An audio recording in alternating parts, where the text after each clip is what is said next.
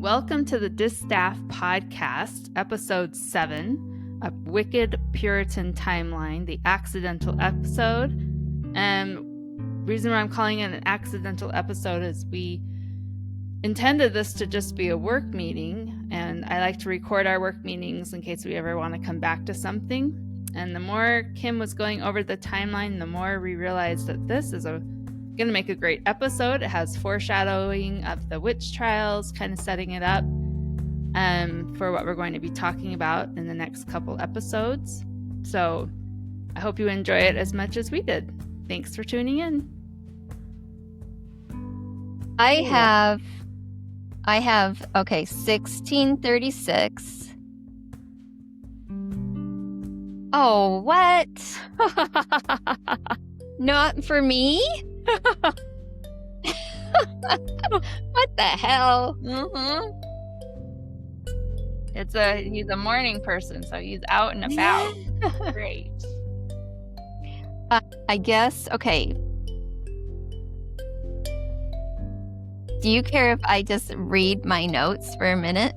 Yeah.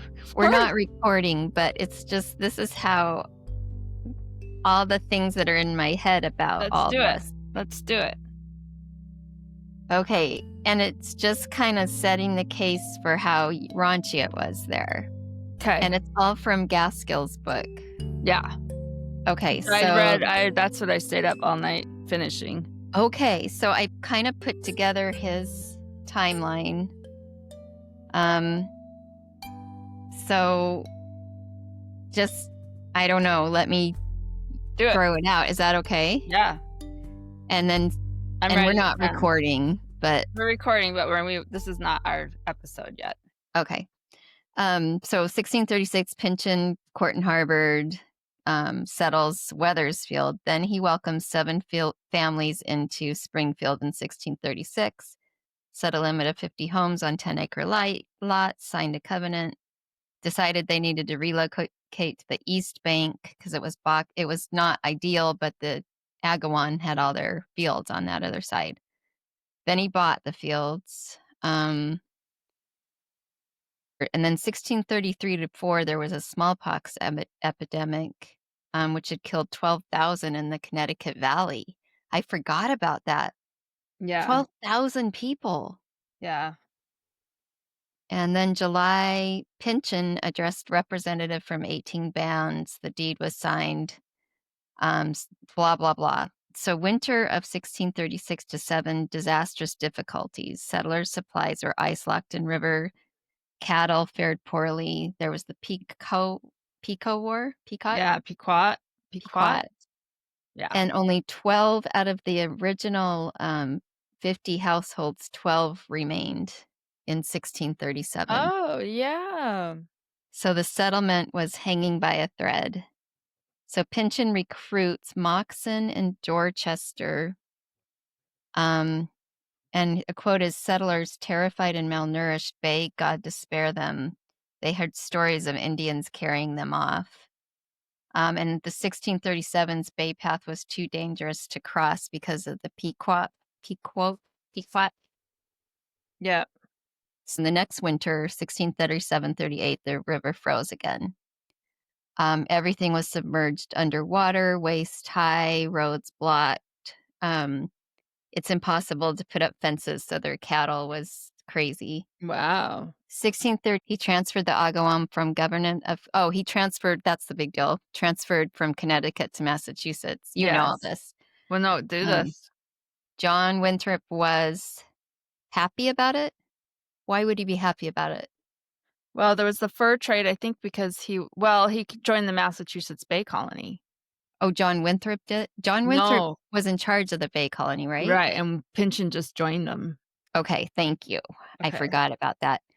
Their Reverend Hooker predicted unhappy consequences.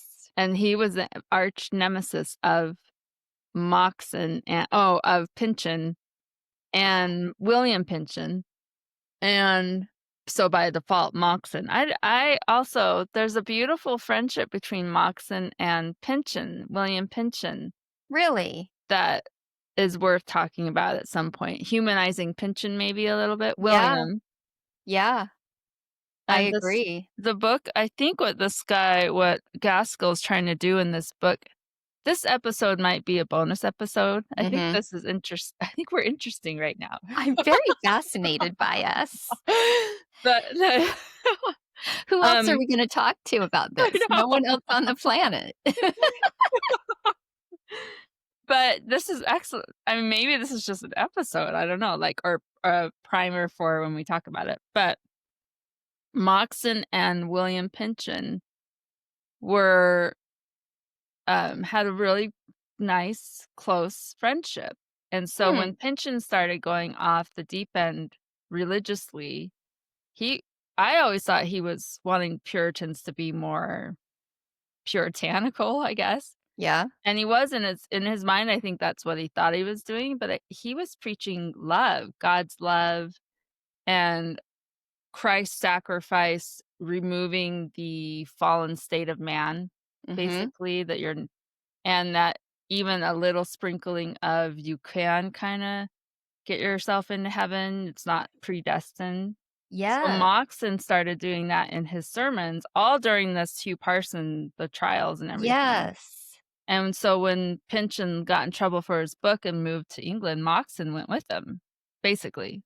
That's right. So Well, and I did notice that, I kind of went on a deep dive on everyone's sermons at the time, and while everyone else during the witch trials was preaching, like, doom and mhm, death, Moxon was preaching, "Let's be patient with each other," right, kind which words is and interesting. because that's what I because Thomas Hooker he was Hartford, right? He was the Reverend in Hartford And Windsor, Hartford and and Hartford, Windsor, and yeah. he was preaching opposite, Yeah. and there was one more reverend that didn't like Pynchon, I can't remember who it is. But anyway, so that whole dynamic was really interesting. Well, that's a neighbor dynamic in itself because both of those communities are dependent on each other, and they Yeah. really did not like each other. No, their preachers were preaching against each other, they're in different colonies, basically. Yeah, and Windsor executed 2 witches before we Did. even got to Mary Lewis. Right. Yep. So, So okay, and then so Weathersfield was a problem too. Weathersfield was a huge problem, and that's where the Gilberts were. Okay. That was a problem, and they The had a Gil reverend, I can't remember the name, that was okay. And it would be Yeah. interesting in my head, I'm gonna make a note.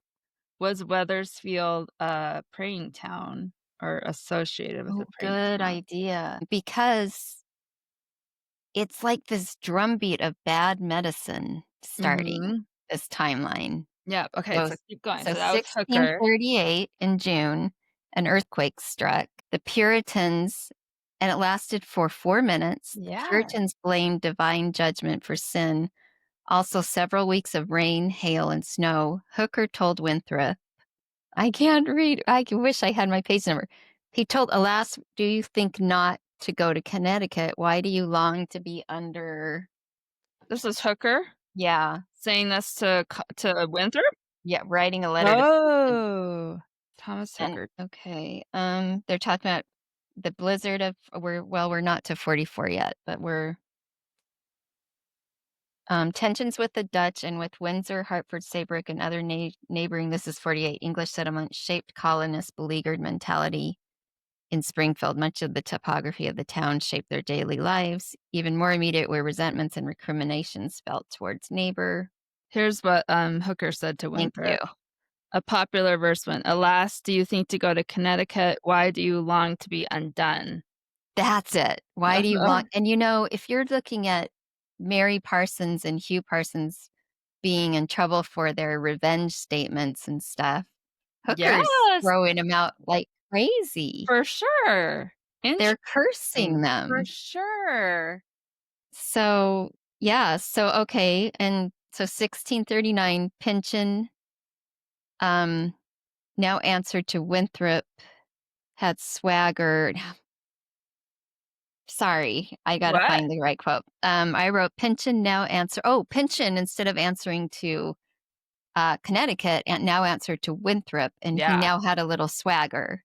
They looked down on Hartfield. Yes. So what a As a interesting different company, they're in a different company now, so Yeah, and Springfield was made up not just of people from the same land, they had Welsh, Mhm. they were mixed, Mhm. right? Am That I Dutch talking too much? No, that Dutchman you mentioned last week who was, supposedly helping them medicinally Oh, right. was, um anyway, in their timeline, they talk about they have 2 Scots servant they just are of Scotsmen and Dutch and Yeah, and yeah, not a lot of women during in Springfield. There were only, what, 10 families, right. and the rest were just indentured men. Yeah. So, okay, 1639, so when Pynchon had some swagger, there were bitter winters, Boston Harbor froze for 5 weeks, beer was sold in barrels. In Hartford, Hooker breathed hellfire in his sermons. In Windsor, Reverend Wareham urged his congregation to draw lessons from suffering.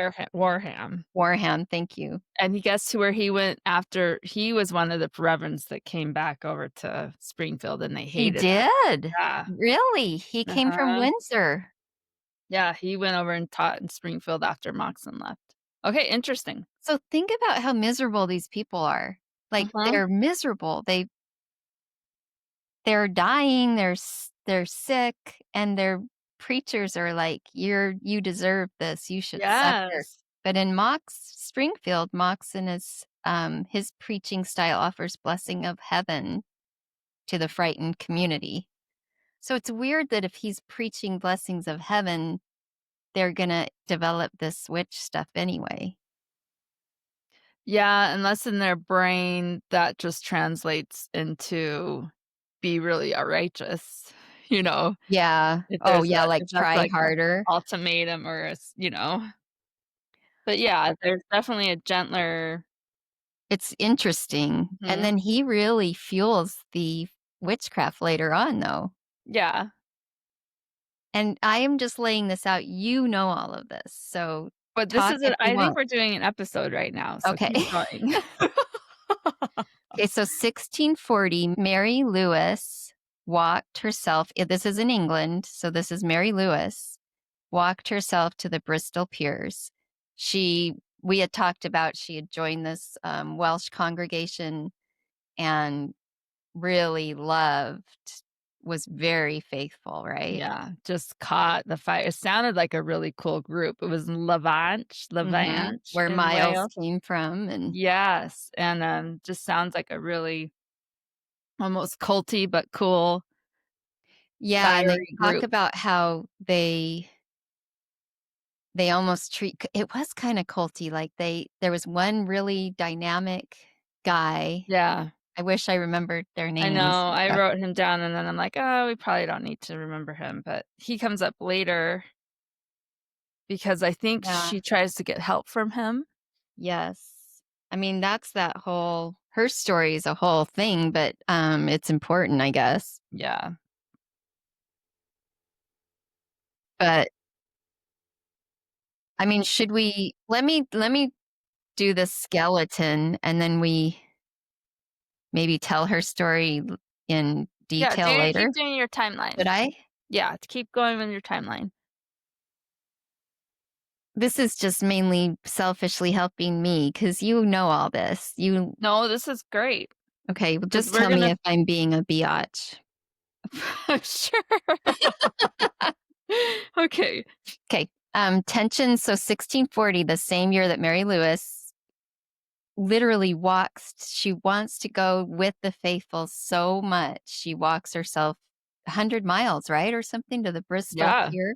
Mhm. Um, at the same time, tensions between Springfield and Windsor escalated. Moxon wrote to Roxbury, in Boston, denying that his town was inherently sinful.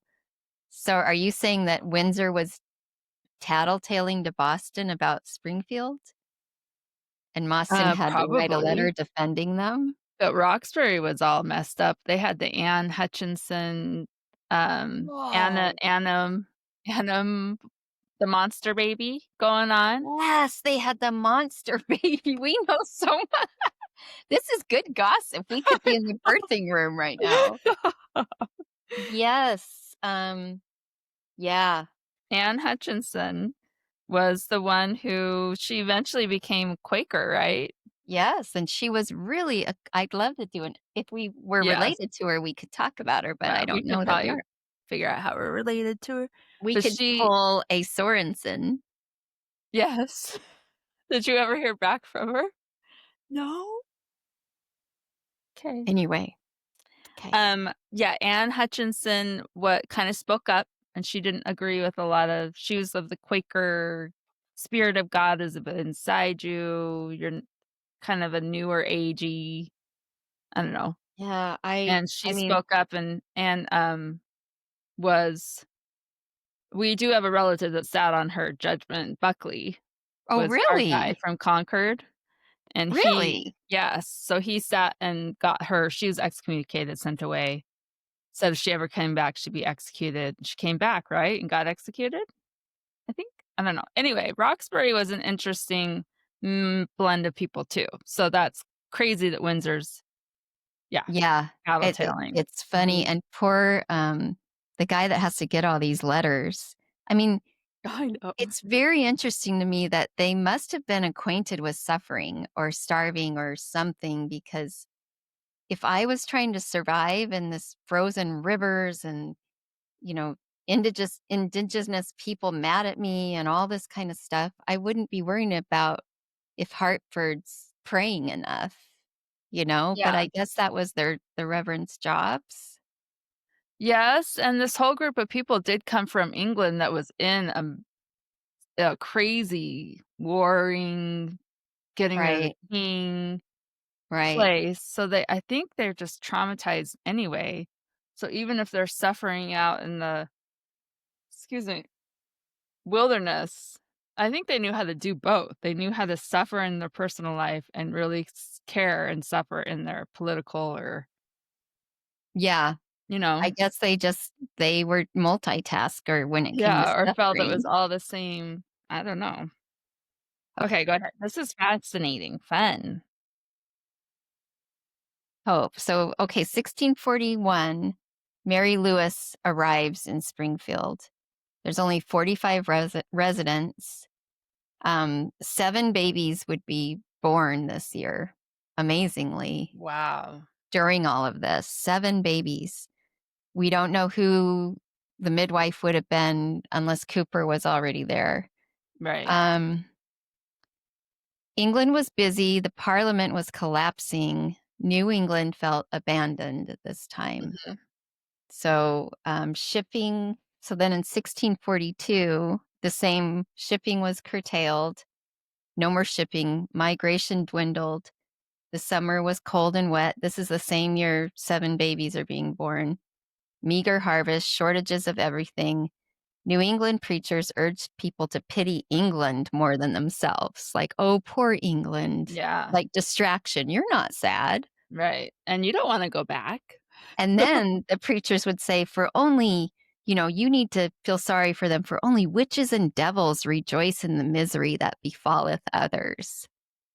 Yes. Feel guilty. So they're bringing in, are you a Mhm. witch? Mhm.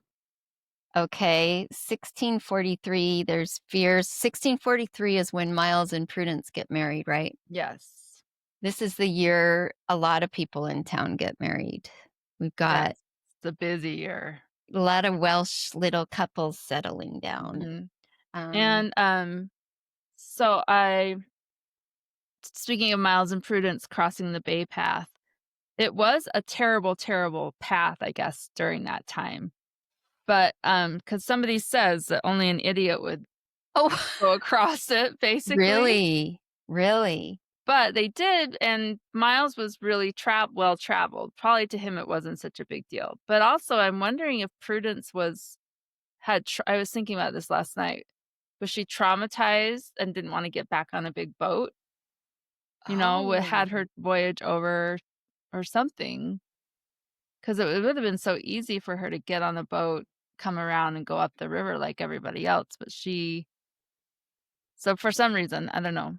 Yeah, why would they? I mean, if they got married in February, that would be the only way. They would have had to wait till spring, and in Right. 1642 well, 1641, did the river freeze?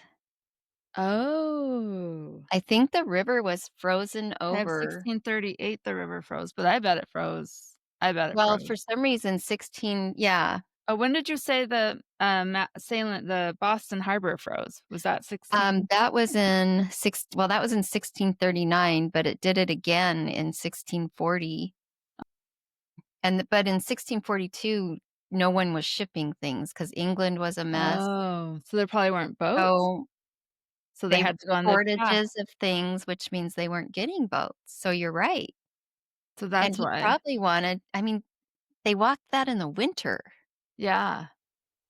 like, that's really weird determined. Yeah, the winter or the early spring when it was muddy and terrible. He must have just but Miles knew. I mean, his job was a talent scout. His job was to travel around and find Yeah, people all over the colony, so he probably knew how to do it. If you're gonna go with anybody, he's the guy to do it probably, but and it did seem like, Winthrop and even Pynchon, they were getting to Boston fairly regularly or yes. something Yeah, they were someone was. traveling. Yeah, Messages were, but it right. would have been raunchy, but you have a good point. I that boat journey would have had to been so freaky because they had Terrible. not been sailors. They were living in their little English towns. Yeah, the only perk So, is that she fell in love with him on the boat, so that's kinda nostalgic and ro unless it was horrible and they well, bonded over the drama of it. I mean, I dug into the boat travel in the 1800s, and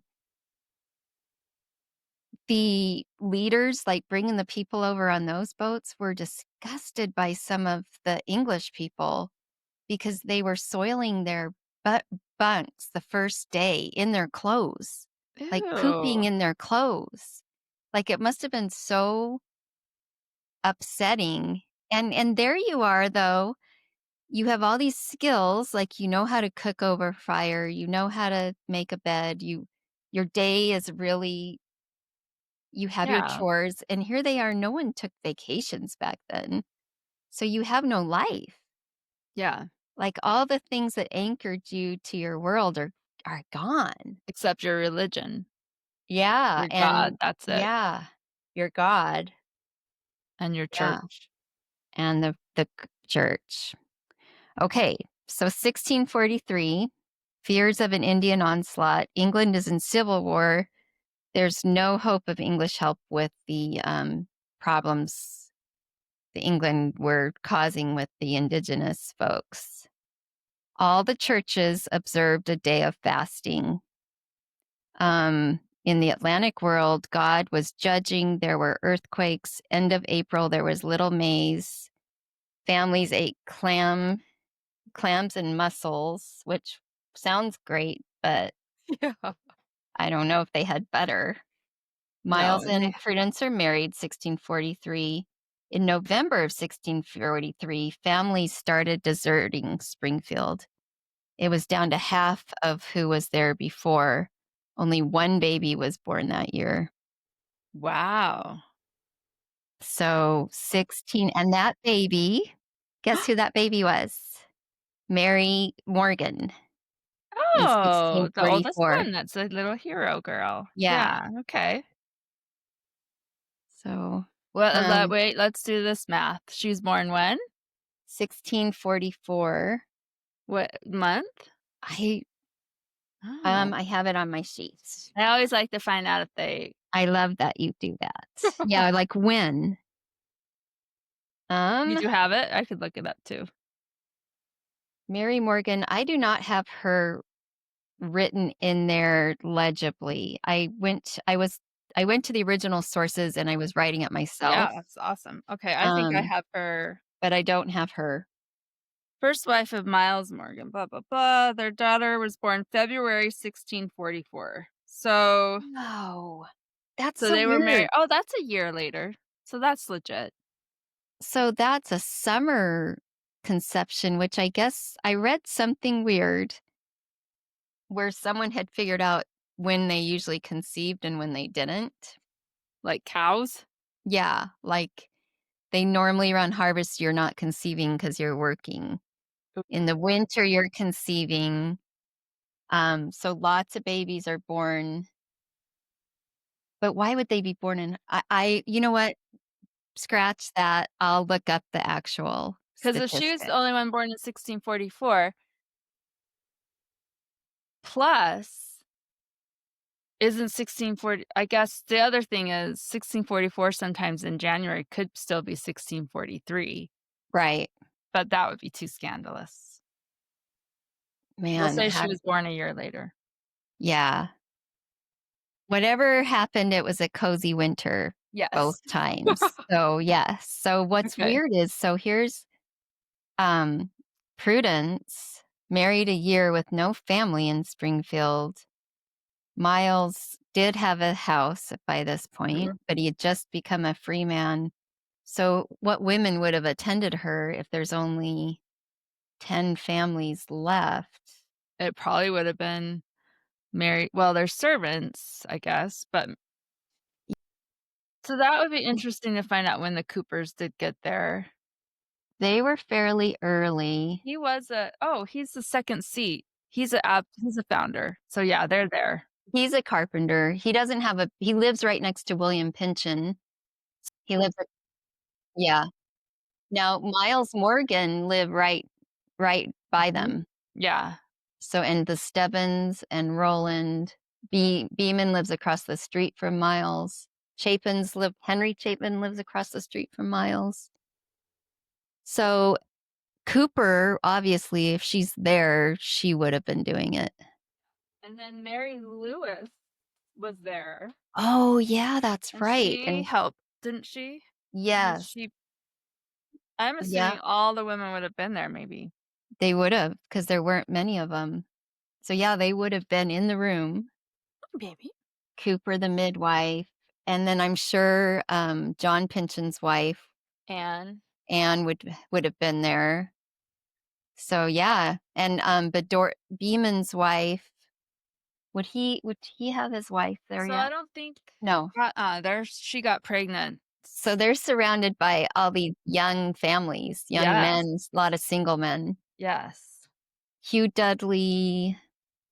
Yeah. Yeah. So okay, so that's happening.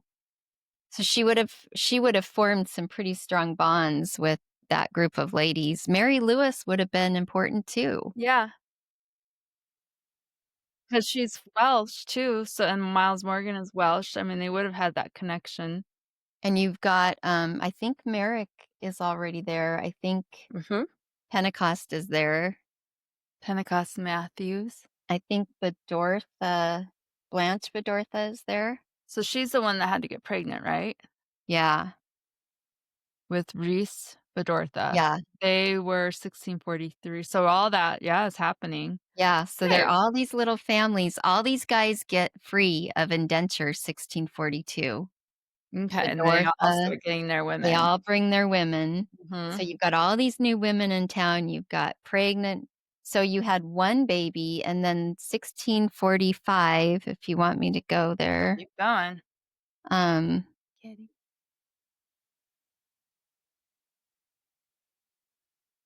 Oh, I have Mary Lewis's stuff, but we won't do it right now.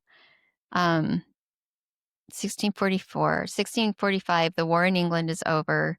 The Catholic bishop is beheaded. It unleashed a strange envy. Old certainties now had evaporated for everyone. New enthusiasms poured out. The world, and then you get this quote, the world turned upside down. Windsor news of the witch hunts. Windsor got news of the witch hunts in England, which began in Essex, England, which is where Pynchon was from, right? Yeah. A lot of these people.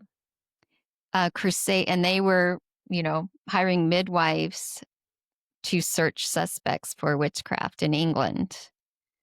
Let me make sure I've got it. So the same, okay, yeah. So you're still in 1643. 5. 1645, okay. Spring of 1645, now Springfield had 100 people. So the women had come and they had 5 babies that year.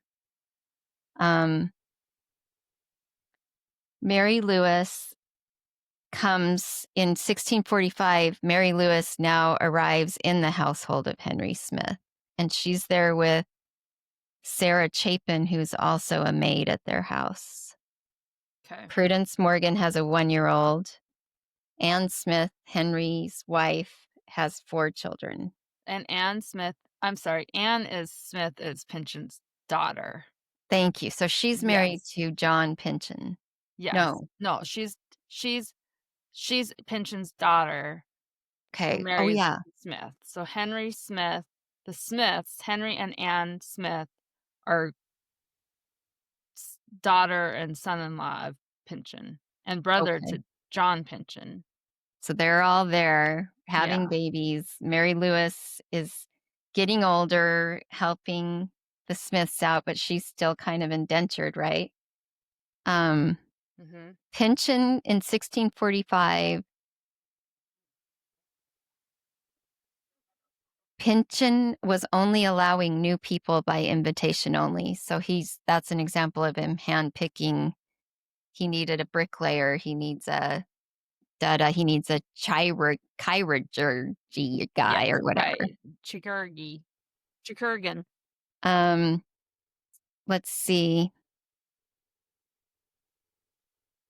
Pynchon commissioned in 1645 building of the Long Meadow. He wanted to house the artisans he was bringing there. The residents were all ordered to own a 16-rung ladder for access to chimneys because of That's fire. which is how they figured out they had thatched roofs, which is kind of Oh, cool. So then you can picture the town a little bit more. They, yeah. they had thatched roofs and clay walls. Okay. And there were no bricks, right? Not, I mean, Pynchon did, there's something about Pynchon sending out for 500 bricks from somewhere. And I think that was him building his house. Okay. Did serve as the meeting house during this time. Wow. He was Okay. always getting bricks from places. That's why he eventually, well, this is right then, 1643, that's why he gets Hugh Parsons to come in, the Okay. brickmaker. Yeah, 1640, Alexander Edwards vouches for Hugh Parsons. 1645, in the autumn storms and hurricanes, hailstones the size of musket balls. You see where Yeah. their heads are at. The meeting house is finished, and Mhm. Moxon gets married, and they experience lots of phenomenon. So I have these written down, Okay, let's hear them. but these are gonna stretch from, so we're talking about 1646, 1645, 1646-ish? Yeah. Okay, so maybe we don't, most of these I happen in think this is 1648. important. Okay, but in 1646, and this is totally up my alley, 2 suns appear in the sky. So What? in 1646, 2 suns appear over New England. That's interesting. For how long? How many people described that? He just casually mentions it in his book. And people took that as a sign of the end of times kind of thing. Like, okay, this is the end of times, which they already thought was the plan anyway. Right, right, right. 1646, like you said, the epidemics of smallpox and influenza. I'll skip just No, go. You do this. This is important. 1646. An apparition of a 3-masted ship appeared in New Haven.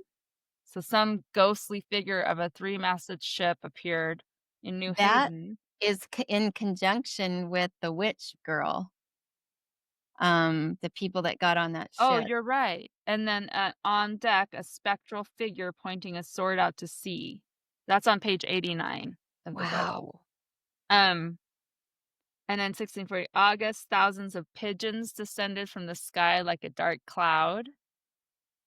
And then in 1648 in Boston, a snake appeared on one of the elders' benches that they all attributed to Satan has entered the scene. Is that's how they were interpreting these signs directly related Yes, to all of these are Satan. directly related to religion. Sorry, in 1648, in late July, brown flies the size of a human fingertip crawled out from the ground, covered the forests, and ate all the young shoots from the orchards. And then in that 1649 in August, an innumerable amount of caterpillars. Is this already in your timeline? Am I? Oh. An innumerable amount of caterpillars came out, and they ate everything until it looked like winter. They ate everything green. But I guess they would eat the bean pods, but not the peas inside. So, and that's all I have for those signs right now. And then the Whoa. earthquakes, and then there was a hurricane, and like, I mean, did they have earthquake this is a dumb question. Did they have earthquakes in England? I don't know. That is not a dumb question. Because that would have been really freaky for the earth to move. Yes. So, okay, so 1646. So think about these wonders happening, which are blowing my mind. The Narragansett-Mohawk Yeah. War started.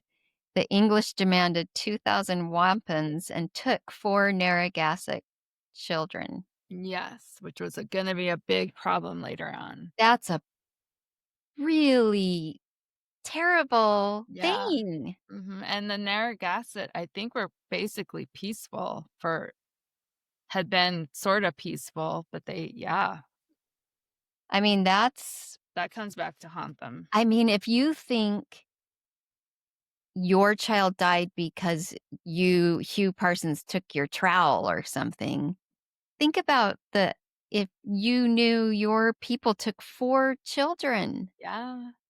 and you know how they want to replace the children. We talked about that. And, the English didn't take children as a strategy, so that was in my mind, that's either a malicious thing.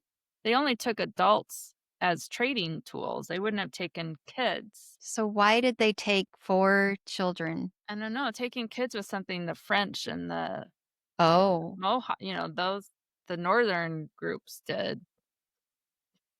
So, I don't know that oh, I haven't looked into the story of it. Did they take them to a school? Did they just take them to a missionary town, or I don't know. we need to figure that out. Yeah. Um, okay. So the beginning of 1646, Hugh and Mary finished. Oh, the meeting house is finished. The lower portions of Main Street had home lots and orchards, but it was still more like a forest down there. So they had a swamp. It was prone to fog. It was considered kind of out there, right? Yeah. The southern boundary remained where the main street met the lower wharf, and it was a remote place, foggy and boggy and misty by day. The houses that Pynchon built were a 2-story hall and parlor. So it just had 2 rooms, right, on the bottom? Yeah. And it was roofed. Eventually they started doing hand-riven oak shingles. Right. They got a guy Um, in that knew how to do it, I think. oh, okay, maybe it was Cooper, who's a carpenter. Maybe. Some guy came in and he knew how to do that. So they had a carved front door and casement windows on each side, and another window in the gable to allow light. Broad chimney, clad in clapboard, rear animal pens, vegetable garden, small orchard, nuts, blackberries. And so, I mean, it seemed kind of idyllic. It'd be like Yeah. moving into the new, you've heard about the Disney, how they are building Disney communities. Oh, no. Yes, they're building one in North Carolina, and it's like billed as this wonderful place and come live here. You know what I mean? It reminds me of Pynchon's little town. Yeah. Um, Many people in the southern end of town were from Wales. So the Connecticut Valley was buzzing with unsettling rumors of imminent Dutch assault that was supported by native allies. English were dealing with the threat of this threat and then discord among the towns, which we mentioned, Windsor and Springfield. Pynchon emerged. Pynchon makes legislation that tackles the disorders that too often fall out among us. That's his quote. So he enters some new laws. Which is fornication is one of them, I think. Yes. Yeah. And he is mad about there's too many clashings at the town meeting. Oh, okay. So one phenomenon at the end of 1645 was a rainbow surrounded with bright lights that appeared over Boston. Ipswich people gathered to see a cow born with 3 heads. Oh, that's right. And Winthrop wrote, what these prodigies portended in the land, what these prodigies pretended, the land only knows. So it's a mysterious, crazy world. Like you can Yes. start to see how freakiness was coming. Yes.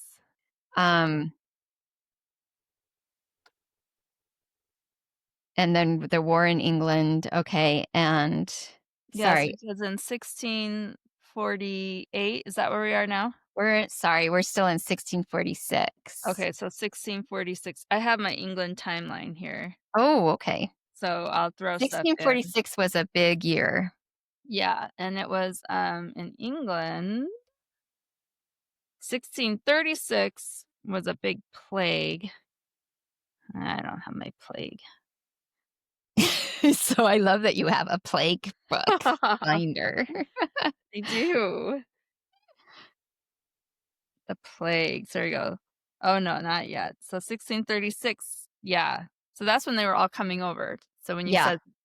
said 10,000 to 20,000 people were dying in England so that's why a lot of people Well, were coming. But then the Civil War started, so then that's Puritan versus Catholic. So if you're a Puritan, you're like they'd all were monarchists.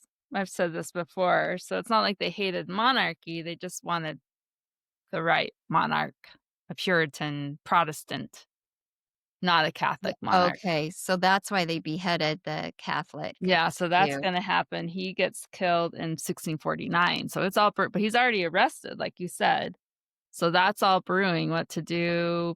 Parliament has taken over. There's no actual monarch, really, like, And they he's feel walked away. forgotten, like, why would we? There's no Yes. help because they've got the Dutch really.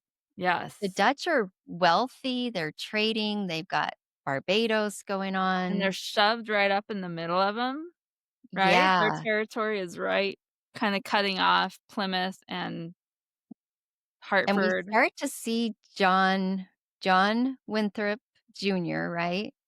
Starts The to son. invest in Barbados Yes, he gets later real on. and he's got the monopoly on the fur trade and yeah. Yeah. Okay, so in the spring of 1646, I'm just adding some tidbits I and you love can it. keep it or not. Keep They're going. in Connecticut, in New Haven, where the first witch clusters started. There was talk of in Springfield, there was talk of horrible crimes in New Haven, witchcraft, heresy, blasphemy, and rape. The governor's wife was executed for malicious conduct, including falsely accusing her stepdaughter of being in line with the witch and Satan. Yeah, which is Who wild. was that? That's what I wrote that down too to find out whose governor's wife that was. We could look it up. I What's mean, his you could see like what town? Pynchon. If Windsor? Pynchon was really New Haven, Connecticut. If Haven. Pynchon was super, but he was super churchy. So you could see him thinking, well, they're evil over there. Oh yeah, he didn't think he was going against the faith at all with his thinking. He was trying to improve it. So that's gossip and that's happening right around, and then in 1646 we have In Springfield, 15 babies born. Wow. 15 in 1 year. Because they all got their wives. Yeah. So spring storms, flooding, but then in April, they had a drought, which is weird. And then they had contagion. So the English and Indian alike were stricken by the agues or marsh fever. And they wrote great prostration of the spirits, hot fits, strange stupefaction of the brain. They tried to treat this with cooling drinks. Many babies died, newborn babies. Again, 15 of them born into this. And this pestilence lasted until May. And women were trying really hard not to inhale the air. Yes. What does that How mean? scary. Like, They thought it's it was so airborne. scary. Whatever illness it was airborne. So they have covered their faces with scarves and things, They maybe? must have. And Didn't go outside?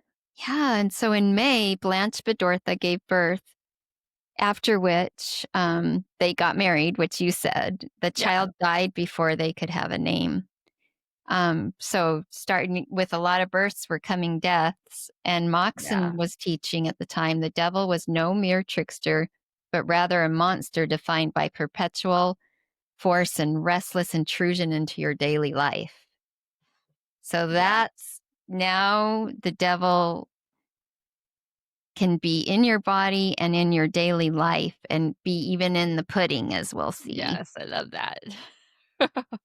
Um, I'm talking a lot. Pynchon this summer, where everything's hard, said, "We have a hand of God upon us." So even he's telling them we're in Yeah. trouble. Mhm. And when you tell a bunch of people that are having all these terrible things and living on the edge, that's how they're going to interpret. And that's exactly what we're going to see with Parsons. Yeah, and there are a bunch of people that don't think they have any control over their destiny. That's the thing I keep coming back to is they can't this is just their destiny that's predestined if you're going to heaven or hell. Right. You can't there's no hope, you just have to take it. I mean, that's hard to wrap your head around, Mhm. that kind of resignation almost. Okay, yeah. So then that's when their corn is devoured by caterpillars. Um, Wheat, barley, meadow gone. The great thunder show is where they believe the caterpillars had fallen to earth. So I guess it was a big thunderstorm that Yeah, they that's thought right. brought the caterpillars. The So dis maybe it was a tornado that I don't know. Oh no, but they called for lots of days of fasting and prayer when those happened, and suddenly they disappeared. So they're Uh-huh. now believing as a town in the devil and in sin and Supernatural. yep, and the nature's against them and God is dropping caterpillars Mhm. and all hell is breaking loose. And if they fast and pray, yeah. Yeah. So, okay, so the town now had 42 taxable householders in 1646. Then I'm going to go, but this was a big year. Nathaniel Bliss moved in with his widow mothered and his sister Mary Bliss, who would later haunt the swamp after dark. So Yes, I that's like our her though. She's one of my favorites. John Okay. Lumbart moved in, Langston moved in. He came from Weathersfield, so he's, you know, Yeah, Miles. Langston. Hold on, let me look. Yeah, He was George? No.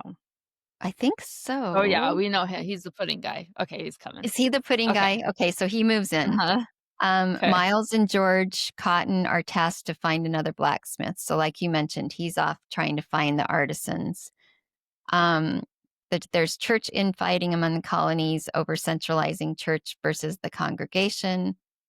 Um, the Agawam are enraged by what they feel to be the colonists' provocation. They broke into a house in Springfield to steal tools and burgled Pynchon's warehouse. But there were also English thieves at large. So Yes. July of 1646. So this is the same year still. Mary Parsons lay perspiring in her bed. Her baby was due any day. She was attended by women in the neighborhood, the God siblings. This is a detail of that, but soothing Mary with groaning bears, sustained her with cake and sweetened with cocoa or whatever. I need to stop talking, to be honest. No, keep But going. No. a sweetened drink made of milk and eggs. Most of them, Pentecost Matthews was there. Most of them were young mothers and pregnant themselves. Several infants had died that summer, including Anne Stiles, so Pynchon's daughter and her baby. Yeah. Things had not gone well for Pentecost and John. They lost a healthy cow. This becomes important in July. And Abigail, their only child, over 1 year, died suddenly. So these are the people in the birthing chamber with Mary. Gaskell writes, for Mary, the birthing chamber was an enclosure of grief as well as joy. Yeah. So all those women, oh, Yes. I mean, not yet, but eventually those women are going to be prosecuting her, testifying about her being a witch, him being a witch, you know? and you So, wonder what insults she felt or what, who Pentecost, you've got Cooper in there, you've got all those people in there, Bedortha. yeah. It's just kind of crazy. Let's see.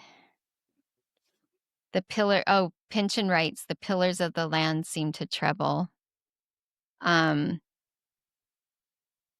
Mary struggled with her this is some postpartum stuff, but Mary Lewis struggled with her new life, with the newborn baby. Blanche Bedortha tried to help. Wickedness was projected onto the character of the witch and the anti-mother. This is what Gaskell says. Mm-hmm. So they needed a scapegoat or an outlet for all their pain, right? Yes. And so she marries Hugh. So her marriage with Hugh Parsons. Should we talk about him just real quick? His Yeah. character a little bit. That she was married. So Mary Lewis Parsons is married to Hugh Parsons. He's a brickmaker, and he's a interesting fellow. And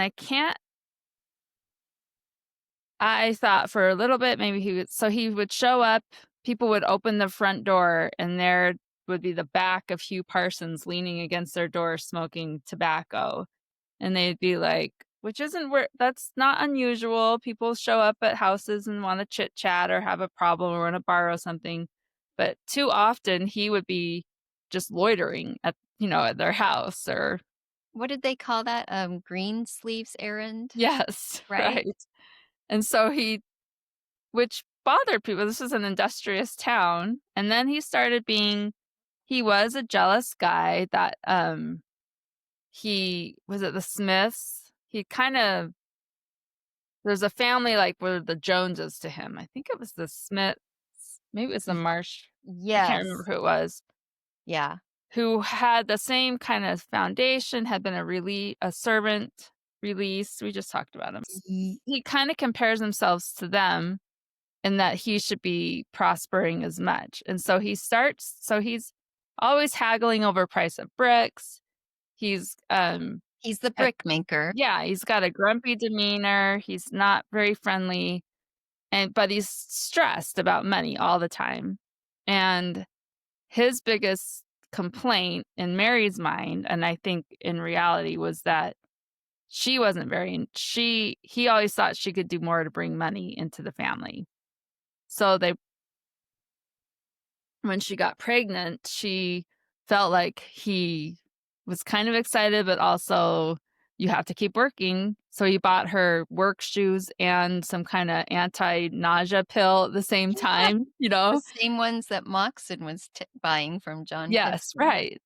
Yeah. So here's a pill to help you with your sickness. It's going to make you throw up and be sick, but you can't lay down. Here's work shoes to keep working, kind of, you know?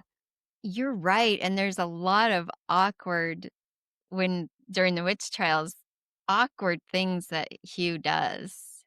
And he Yeah. really, I think his biggest mistake was he messed up in with the lying in process of birth. I was thinking about this. We can talk about it another time, but how he wouldn't was almost jealous, or Mary felt like he thought she was just pretending. He didn't want her lying in, which is like the 3 weeks after you stay in bed and Yes. everyone helps you, and he was bugged about that, And he and was that mad at the women coming over and they sounded like yes, they were having a great time. And and you yeah, don't mess with that process, like, the women move into your house essentially, and yeah, you be quiet, and isn't that when he, like, came in one night, pulled the covers off the bed when she was sick and pregnant, and made her pick up the peas or something? yes, right. He made her pick up the peas and yeah, he was just almost jealous of her. He didn't understand the contributions of a woman. So Right.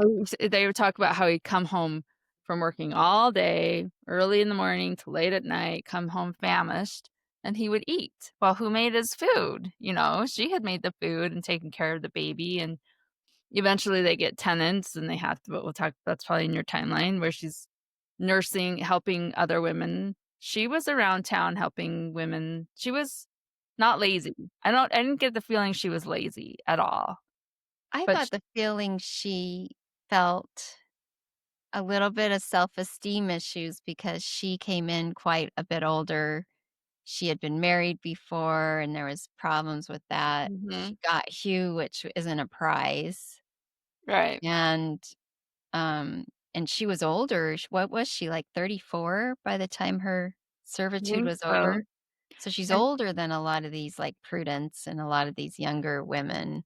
and she strikes me as being socially awkward, kind of a jibber jabber and saying things that are probably stupid. And she wasn't afraid to have take other men into her confidence about gossip. Right. You know, she tried to gossip with anybody, kind of. That's But right. she was a sad woman with this man who barely spoke and he was grumpy. And eventually he started sleeping out in the swamp because he didn't ever want to come home, you know. But Yeah. that's further on. So anyway, Right. talking about this, talking about what her marriage is like, that she's married to a interesting dude. Okay, sorry, go ahead. So, yeah. So all of this is leading up to Mhm. where is it? So Springfield that year, the meadows flooded. So the year that Mary is in labor and Mary Lewis is and they're trying to take care of her, Springfield had flooding meadows, cornfields, the burying ground, so the cemetery even flooded. They Oof. had to rebury the people. Shivering colds and burning fevers made everyone it was very dangerous there. Um, and I don't know if you want me to go on or not. Yeah. Um, okay, so in 1647, Pynchon had levied a variable rate imposed on the town's household, so he levied a tax. Hugh Parsons had 37 acres, but was charged how many? 10 shillings for more than Moxon and Smith were charged. Smith, I think, was the guy. Smith is Pynchon's son-in-law. Okay. But okay, I'm sorry. So Hugh Parsons, think about the church thing. He had 37 acres, but he was charged less than Moxon and Smith were charged, which makes sense. So I'm Yeah. sorry. He wasn't charged more, but he was charged more than his neighbors, more than Rice Bedortha, more than John Matthews, more than Miles Morgan. So that's what you're speaking to, this competition kinda. Mary was alone in the house often and could be seen down at the wharf and across the marshes. So she was walking in the marshes. Hmm. She saw something creep out of the darkening mist. Other people saw hovering, dancing lights like white flames. She had heard of these before, Gaskell writes, which harkens back to what were their Welsh phenomenon, you Yeah. know? She'd heard of the will o' the wisp, the fool's fire, a false flickering lantern to lead travelers astray back in Wales. And these ghostly apparitions often presage death. So in a year where you're having 15 newborns and all these horrible things happen, um,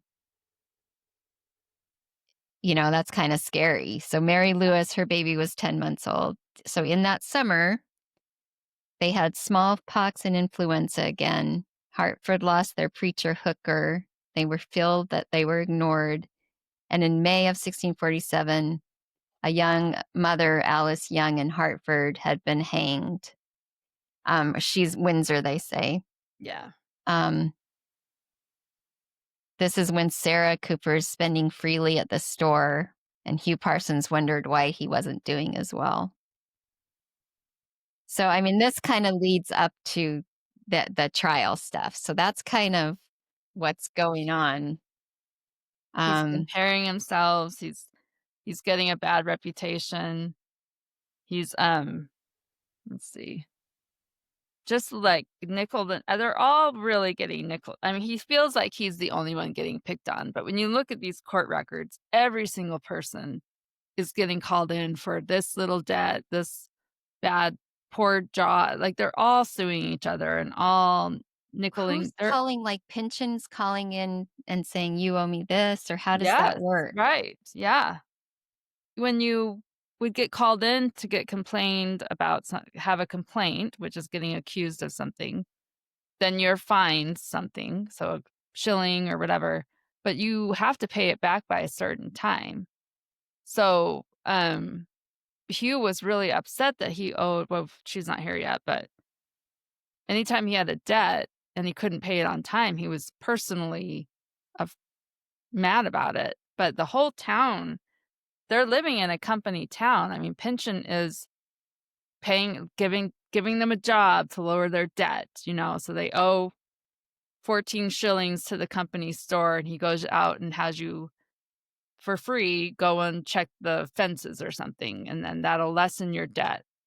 But then you have to he might rip you off when you buy a barrel of something, and then your debt goes up again. So they're never getting out from under this. So Mm-mm. for Hugh, that was very, very hard for his mind to be okay with. Well, and especially because we talked about Thomas Cooper and his wife, who we believe is the midwife there. So Mhm. we had talked about how Pynchon's kind of fair weathered. Like it seemed like for some people, he'd ease their debt a little more than other people. And Thomas Cooper was one of those guys that had a lot of debt to him, but for some reason it kept getting forgiven or he was given more time. Mhm. Whereas Hugh doesn't sound like didn't have that relationship with Right. Pynchon. Like Thomas So, Merrick he was basically by the end of his life nickel and dimed by and they did well, but yeah, it's because also Pynchon, sorry, is being the judge, the moral judge. oh yeah, that's right. So maybe in his mind it was all justified somehow or I don't know. But yeah, so this highly, highly affects Hugh Parsons. This whole nickel and diming and never getting ahead and feeling like the man is bringing him down and comparing, and then he's got a wife that he doesn't get the woman's side of the world, Right, of the story, the distaff, and right. he becomes a I don't know what happens. I don't know if he actually I don't know, we'll see. Because I have a lot of sympathy for him too. But, Well, can you round him out then as a character? yeah, I picture him if he was a slightly So we're talking about Hugh Parsons and Mary Lewis Parsons, which in 3 years from now, 1646-47, will be tried for witchcraft. right, and the whole town basically will has something to say about Hugh Parsons and can say things. And some of them are just nitpicky. Other things are, there's the case where, man, maybe you're going to talk about it, but the case where he is, as soon as part of the town, there's the original town, and then everybody has lots of, they finally open up, like you said, Long Meadow, the swampy land, and everybody gets a strip of acreage there too, some land there. So they have their homes, and then they have land that they can go work on. And some people have homes down here too. So he would walk all the way from his home down to Longmeadow to work there. And that was when sometimes he wouldn't come home. He'd sleep in the meadow, which was weird to do by 'Cause yourself, the first of meadow's all. haunted, Super right? dangerous. Yeah. Mary's seeing these apparitions out Yeah. there. And then you have wolves, you have mad tribesmen, you have actual English, you just super dangerous. But he did it. Yeah. But he did it. And but one time he had worked all day down there and wanted milk. And so he didn't want to go all the way back home for milk. He knew that this family who lived down there had owed him a little money, a little debt for a job he did. So he went to the door. It was only the woman home. And he's like, I need some milk, you know? And she says, well, I have a little bit of milk, but I don't have a lot of milk. He's like, well, you should have a lot of milk. I need a lot of milk. He's like, well, Yeah. I can't give you a lot of milk. My cow's not making a lot of milk. And so he goes away mad. So then the next day, she goes out to milk her cow. And it's, I guess when you milk a cow, yellow is kind of okay. That's the colostrum or something. But it was saffron colored, bright yellow with a little bit of blood in it. Oh. So the cow, so they complained to Pynchon, like, we don't know if he did something to our cow, but this is weird. And Pynchon's like, oh, all cows get sick. It's not a big deal. But a week later, the cow itself was healthy, but the milk was still bad. And so Pynchon was like, oh, that is kind of weird. So anyway, that was a big, that rumor started, or people started talking about him that way. So I just picture him as a depressed, worried man, bad at showing his emotions, socially awkward, and maybe if you want to go to the side, okay, well, did he start getting into some weird practices or rituals, or I don't know, maybe because Interesting. he did show up. Do you want to tell the pudding story, I don't know if, or you want me to? yeah, I mean, are we ready? We're I don't going know. there. I guess we're not there on the No, timeline. let's go there. No, we're done. Okay. We can go there. So the townspeople were highly suspicious of him. His wife also was suspicious of him. Um, because every time he would say something grumpy as he left someone's house, because I think he was on the spectrum, maybe, Yeah, I think so. and depressed, and if something bad happened to that family, they blamed it on him. So Bedortha, Blanche Bedortha had gotten to he was talking to her husband one night, and she was there, and she mentioned something, and he kind of swung around and like, you think you're or be quiet, you old, basically Oh, called her a Karen. I guess back then yes. the word gamer was like their Karen. So Their gammer, like her gamer, yeah, gammon a gamer. gums. And so she was startled by that. And I get it. Like, even when some In man her own yells at me, house. yes. So even when I'm driving and a man yells or something, I'm flustered for a little bit. So she couldn't get that out of her mind for a couple of days, and she blamed, I can't remember, did her baby die? Yeah. She got sick, and her baby got sick, and she blamed it on him, which may be the nerves of it. But so anyway, so a lot of the townspeople were really starting to throw the word witch around, which I think Moxon, like you said, kind of introduced that idea of Yeah. the devil is coming, or And there were in Windsor, I think we're kind of getting, Mhm. what are we talking, the 1649, 50-ish now? Yeah, 50, 48, 49, 50-ish, right. So that's, I just could hear, I want you to talk now because you know all about this, but that leap, that initial leap from the cow's sick and so the milk's funky for a week to my cow's sick and it's been cursed by Hugh, Yes. that whole town now makes a leap Big from leap. logical to total pathos, like emotion and hysteria. It's the Yeah. weirdest thing. And before I tell about the pudding, then we need to say, I'm sure this is in your timeline, when Mercy Marshfield moves in. So I don't know 1648. exactly the best way. Should I just run through the up to the just or we talk as we go? Well, 16 um in 1648, like we said, there was a midwife that was hung. So the witch thing is starting to happen. But so Mercy Marshfield, I'll just tell, she's from lived in Windsor, had a husband, had kids, had land, but they had been and had covenanted with Windsor, right? They were part of Yeah, the and they church. were They were wealthy. Yeah, and they're part of that company. So they're part of, and remember, it's not the Bay Colony down there right now, is it? No. Mm-mm.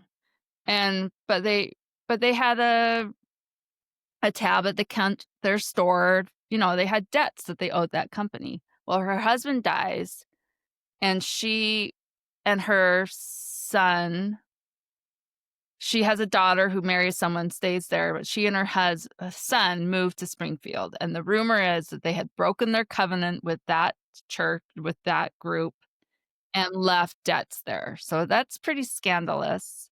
So she was coming with some baggage, but um and then someone had been accused of being a witch there, right?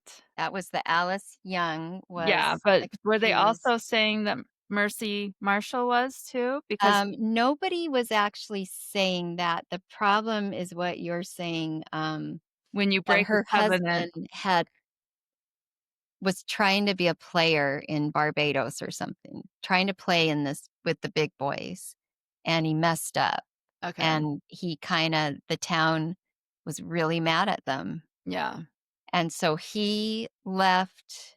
Did he I don't know if he He died or if he died. left She's them. a He died. widow.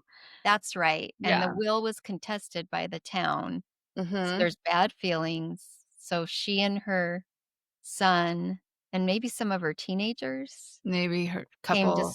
moved to Springfield, but she had been and I think she had been a midwife, I think, because Oh, she was taking care of Bedortha, right. Reese, Blanche and Reese. Yeah. when she got she's this new widow coming to town. Here's Mary Lewis on the edges of society, but Yes. trying, and somehow this Marshfield, even though she should have been shamed and people like Pynchon's daughter, other higher folk in the town were hanging out with. Bonding with her. She must have been fun or interesting or something. They all loved her. They all kinda went to her side of it. And somebody Yeah. had alluded that if you do leave your debts, and I'm sure this is if you own a company of people and you have a religious grasp on them, you are gonna say that if you ever break your covenant and leave in debt, No. Satan has there was something alluding to the Okay. to, um, dishonoring a debt also has to do with the devil something, you're wicked or devil. Yeah, if you're a merchant town, that's probably worse Yeah, than. so she came into town with a little bit of that devilly taint to her just because of the debt thing, but Yeah. Mercy Lewis jumped on that, um, and started gossiping about her and spreading a rumor like, "Hey, do you know there was a woman that." I'm not saying it's this new Marshfield, late Mercy Marshfield, Widow Marshfield, but there was someone that matches her description that just moved away from Windsor to Springfield that people were saying might be witch. Yeah. I was wondering for a while, did Mary Lewis kinda lose her mind? Like, was she depressed Oh, I think for or sure. postpartum or something? And I went on a deep dive of how I know we're gotta be done here, but how the community dealt with physical The pills. the health. So Thomas and Sarah Cooper dispensed remedies and set bones. Most housewife knew they had cobwebs for cuts. They had Ugh. powdered sheep's horn. Um, they could treat infertility, intestinal worms, salves. They were pretty. A normal, typical housewife could handle all that. Yeah. Um, and there would have been some competition, I think, in that because Mary Lewis, if she'd been an orphan or something, would not have learned these skills. Um, then you've got Widow Mhm. Marshfield, who probably was old hat at it all. Yeah. Um, and commonly, Hellebain was taken as snuff for such as are mad through melancholy. They believed that the body and spirit were unified entity, and that's how they could link sickness to sin. So some of the cures might involve Hellebain, but it might also involve repentance. Right. And hellebore is Hellebore, bad. yeah, it's bad. It's used as rat poison. Yeah. I There's went on I told you about my grandma's poison hike in Montana. uh-huh. Uh-huh. So, yeah, which I And accidentally that brought. was what you brought, the hellebore? 'Cause oh. And so but I looked through everything, but they're like, "Grandma, that was a poisonous hike." 'Cause everything looked edible. Yeah. Everything there was the real stuff along with the poison Yeah, stuff. there's faults. Yes, right. I brought false hell yeah. Uh-huh. So, anyway, um, sorry, I'm just So, going. of course so there he's treating her melancholy with these pills and these things, and so I think she Yeah. was actually becoming crazy from all that. I do too because, and even Pynchon said he wrote, "The hot, subtle vapor here, which has taken possession of her brain, might be, remediated by medicine and prayer." So he was focusing on another lady, but he's talking about there's a vapor here which is Yeah, making women crazy. For Mary, Pynchon recommended pills with sugar and saffron, lettuce leaves, pills, herbal tablets for sale at his store. And I guess he had an arrangement with a William Davis, who was a druggist in Boston, was the supplier. And Gaskell said these are the pills Hugh was buying for Mary, and only George Moxon purchased more pills than Hugh. yeah, which is like that's so for a guy who's so stingy and, penny pinching to spend that much money Oh. on pills and things, he was desperate to get her to work. His motivation was to get her healthy to work, some would Yeah, say. it was a huge inconvenience. Yeah, And okay, and one more thing, melancholy was the mother of all terrors at night. This is Gaskell. And Pynchon writes, it made his body cold. Let's see. He writes, there are things full of horror, black vapors moving and disturbing the body in Springfield. ooh. Do you think there was something in the swamp itself, like decaying something that actually made him I saw someone mention that there was a type of mold. in the wheat? I know there's that thing in the wheat that they some people would blame for the 92 witch trials in Salem, with some Oh. kind of mold that I can't remember the name of I it. could see that. I mean, because Pynchon writes, "Spiritual unease stirreth along the valley." Or Um, like maybe the agawam up on the hill were burning something weird. I know, it's fun to think about. It's who fun to think about. knows? Who knows? But yeah, Gaskell writes, he said, "On both sides of the Atlantic, Puritans," this is where they're kind of decaying, I think, "resisted what they called all the malignant power, plots, and policies of earth and hell, even witches, conjurers, and infernal spirits themselves." So they're declaring war Yeah, on whatever's happening. And in March of 48, Springfield observed a day of penance to beg God's forgiveness. And this is the month that Mary confided in Blanche Bedortha about not knowing what is true. yeah. So, and that's 2 months later, Blanche Bedortha's son, John, would die. So And then also in 1648, um, Hugh Parsons threatened Henry Smith with something, same thing. And yeah, that's a bad one to threaten because Henry Smith, again, that's Pynchon's son-in-law. And that same right. time, Henry Smith, so Pynchon's 2 granddaughters, got sick and died. And the way they describe that is Moxon and William Pynchon came to the house when these 2 little girls were sick and mourned and prayed and sat in, and it was a family affair over these 2 little girls.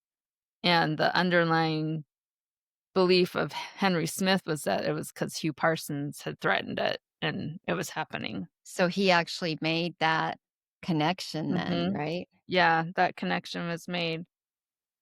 So Wow. and in 1648, I'll just say this too, this is when William Pynchon started writing his heretical book. So all of this stuff is starting to make him see God and see religion differently, where he's starting to write. So I mean, I always wondered how did they go from neighbor to witch, but you can start to see Mhm. all these little things building up. So do you want to do, like, next week, part 2 of this? Yeah. Get more into it because there's so much more. Should I Yep. tell the pudding story now or next week? Tell the pudding story now as a Okay. teaser, Okay. and then we'll come back to because 1848 is when it starts with Mary. Okay. So that's important. Okay, so I need to get my pudding story straight Okay. in my head. So the 2 names to remember in this pudding story are Sewell, right? Mhm. Hold on. Let me get my names right. Because this is yeah, this is great to leave with, and then we'll start. So Mhm. Sewell, Bess Sewell, um, is a woman. Okay. And then Langtons. So the Langtons were just a family that they did business with. Let me read this real quick so I tell the story. At this point, the whole town was mad at him, right? And the gossip about him Yeah, was pretty strong. I have in this time, so in the summer, um, people were going back to London. It was so hot. Blanche Bedortha had a baby. Blanche assisted in the birth of Mary's second child.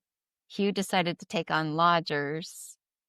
Um, and then, um, but we're talking about Langton. Okay, so she has her second child. Okay, so this is it. I remember this. I think.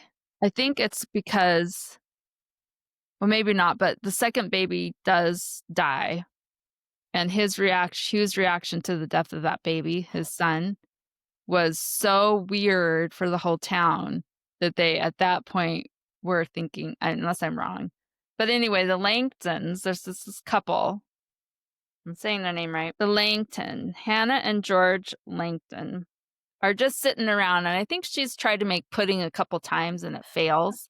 And then Yeah. first time she made it, Hugh was there, and she's like, it's because Hugh Parsons is here, or whatever. Yeah, like casually it Yeah, like, starts. so he's kind of the town, not the town drunk, but the town curse or whatever. Weirdo or something. Yeah, and the way The they town describe, grout. yes, the way they describe that you make pudding, it's cake, I guess, that you put it in the fire and you lift it out, and if the sides are burnt, then it's kind of ruined. So she's done that. So Langton's like, well, make it again, try making it again. And so, And then there are all some, these new couples, like, trying yes. to figure it out. So some unnamed neighbor pops their head in and is like, are you making a pudding to try to catch the witch? Because they're pretty sure there's a witch, right? They don't know who it is. They know Hugh Parsons is a problem. So there's that rumor, but they've heard rumor that there's a witch in town now. So he's like, whoever this neighbor is, a man or woman, says, well, if you cut part of your pudding off and put it into the fire, the smell will summons the witch, and we can find out who this witch is that's causing all these problems in town. So they do it, and I think they're kind of joking or whatever. Well, isn't that counter magic? Yeah, so it's counter magic. So they're being super naughty. They're using and this comes out in court later that they did this. So they're trying to summons the witch, and they're waiting, and the first person to come to the door is going to be the witch, and so they're waiting, and Bess Sewell walks in. Oh no! So they're like, oh, it can't be Bess Sewell, but remember this for later. But Bess Sewell walks in, and she's like, what are you doing? Oh, are you doing the pudding trick where you're summoning the witch? Well, it's not me. Ha ha ha ha. And they all laugh. Oh no. Ha. She's like, can I sit with you and we'll see who it actually is? So they're like, sure. So she goes and she sits with them, and they're waiting to see who shows up. And they wait and they wait and they wait. And then a knock on the door, and it's Hugh Parsons shows up. And they ask him, why did you come? Do you have business with us? He's like, no. He couldn't give a straight answer why he showed up. He never has a reason. No, he never has a reason. He just shows up. But this was the wrong. So that was like what sets off the accusations of him being a witch. And it's so fascinating because they were using counter witchcraft to try to catch the witch. I love that. Is such a weird, and you could just see like hanging out on a slow afternoon trying to cook your pudding and let's do something silly. Yeah, joke around with your husband. And, yeah. And oh wow, okay, I can't wait to hear about this. We'll keep going next time, and we'll get into the trial and what happens with Pynchon and Moxon and Yep. And then we're moving there. We're cruising to the Salem. Our big finale, and then we get to where we have more grandmothers stirring up trouble. Oh, big ones. We have our dude who's actually executed. Okay, the family search is going to be rocking tonight. See if all our witches are gone or added. Okay. Lydia. We have a witch. Yeah, witch. We're on a witch hunt. All right. Well, I love that. Was that okay? Yeah. I think next time keep going on this timeline, and